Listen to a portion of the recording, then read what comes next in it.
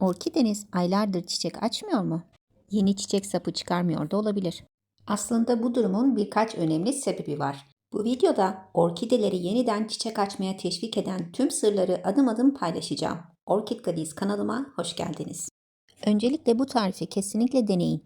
Yeşil mercimekle doğal büyüme hormonu elde edeceksiniz ve bir haftada orkideniz yeni kökler çıkarmaya başlayacak. Kök yapısı gelişecek ve sağlıklı orkideniz yeni çiçek sapları verecek, çiçek açacak. Bu tarif tamamıyla bana ait, başka hiçbir yerde bulamazsınız.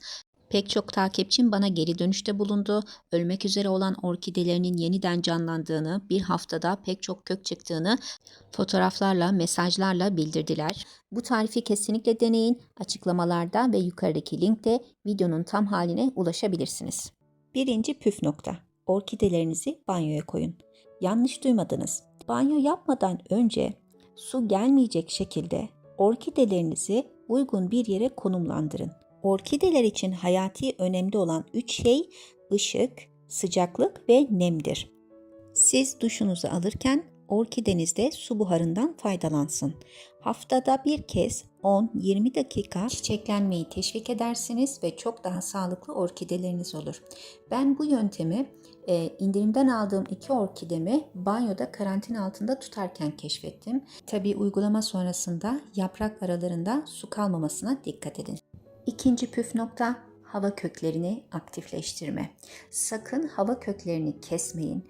Onları bir çay bardağı su içerisine koyun ve nasıl aktifleştiklerini görün.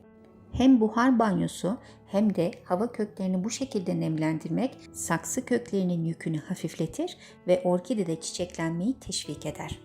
Eğer hava kökleri bardak içerisine koyacak kadar uzun değilse bir sprey yardımıyla da onları nemlendirebilirsiniz.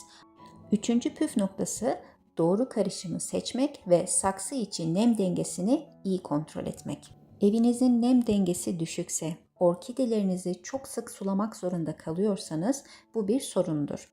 Saksı için nemi biraz daha arttırabilmek için az bir miktar Hindistan cevizi kabuğu ya da yosun gibi nem tutucu özelliği olan karışımlar ekleyebilirsiniz. Ancak saksı içerisindeki nem fazlaysa havalandırmayı artırabilmek adına saksı etrafına delikler açabilirsiniz. Dördüncü püf noktası, gübreleme takvimi. Ben orkidelerim için sadece evdeki malzemelerle doğal gübreler hazırlıyorum ve bunlara ayda bir dönüşümlü olarak veriyorum. Peki ayda bir gübreleme ne demektir? Mesela bugün ayın 1'i ve siz orkidenize muz kabuğu gübresi verdiniz. Orkidenizin köklerini takip edeceksiniz. Kuruma olduktan sonra sade sulamayla sulama yapacaksınız. Ve tekrardan orkidenizin kökleri kuruduğunda artık ikinci farklı bir gübre verebilirsiniz. Mesela pirinç suyu. Kesinlikle üst üste 2 aynı gübreyi vermeyin ve muhakkak her 2 gübreleme arasına bir sade sulama ekleyin ve kök rengini takip ederek bunları yapın. Kesinlikle her sulamada orkidelerinize bir katkı vermeyin ve gramajlara, dozajlara, uygulanışa çok dikkat edin. Büyük tomurcuklu orkidenize sade su verin. Çiçekli orkidenize de ayda bir ya da 2 ayda bir seyreltilmiş pirinç suyu verin, başka bir şey vermeyin. Beşinci püf noktası, kuru köklere gübre dökmeyin. Orkidelerinize gübre vermeden önce muhakkak orkide toprağının hafif nemli olduğuna, köklerin hafif yeşile döndüğüne emin olun. Bunu yaptığınız takdirde orkideleriniz çok daha güzel şekilde gübreyi absorbe eder ve kök yanıklarının önüne geçersiniz. Altıncı püf nokta, internette gördüğünüz her tarifi yapmayın. Hayır, orkideye kola veremezsiniz. Hayır, orkideye süt veremezsiniz. Hayır, orkideye ekmek veremezsiniz. Bakın, çok büyük bir kanalda orkideye un vererek gübre hazırlıyor. Yedinci püf nokta, gece gündüz sıcaklık farkı. Hava sıcaklıklarının 15 derecenin altına düşmediği zamanlarda orkidenizi dışarıya çıkarın. Ne kadar yapsanız kârdır. Orkidenizin gece gündüz sıcaklık farkını hissetmesi ve çiçeklenmeye teşvik olması önemli. 8. püf nokta, böceklerle mücadele.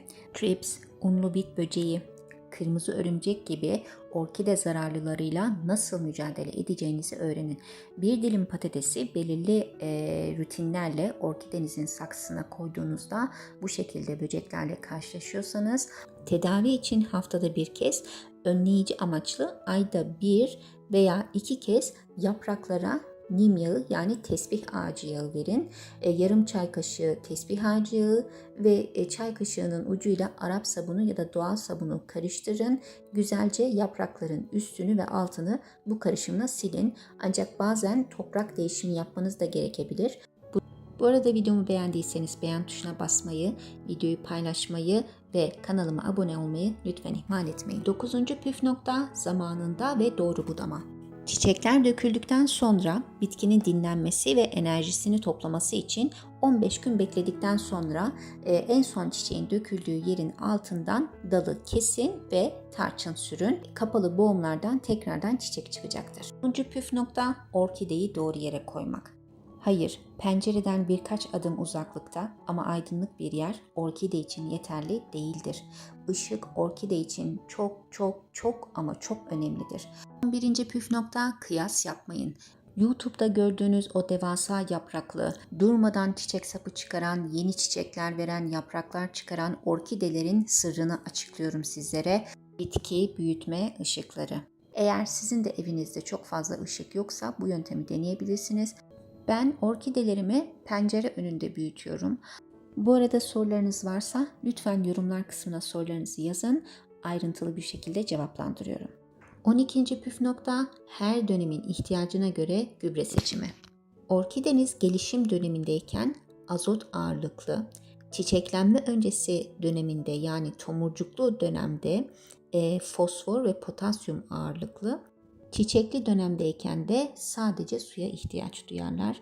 Her dönemde her gübreyi kullanamazsınız. 4. püf nokta kök rengine göre sulama. Saksı içindeki kökler yeşilse orkidenin suya ihtiyacı yoktur. Kökler gri ise orkidenin suya ihtiyacı vardır. Tek bakmanız gereken yer saksı içindeki kökler. Takvime göre değil, köklere göre sulama yapın. 15. püf nokta doğru sulama tekniği. Ben orkidelerimi daldırma yöntemi kullanarak suluyorum.